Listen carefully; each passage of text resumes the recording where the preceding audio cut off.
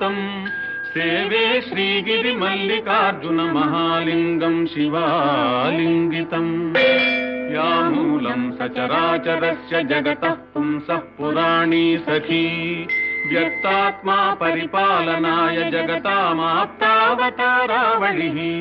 दुष्टध्वंस सदिष्टदान विधये नानासनाभ्यासिनी श्रीशैलाग्रनिवासिनी भवतु मे श्रेयस्करी भ्रामरी यत्तेजः परमाणुरेतदखिलं नानास्फुरन्नामभिः भूतं भावि भवच्चराचर जगद्धत्ते बहिश्चान्तरे सा साक्षात् भ्रमराम्बिका शिवसखी श्रीशैलवासोत्सुका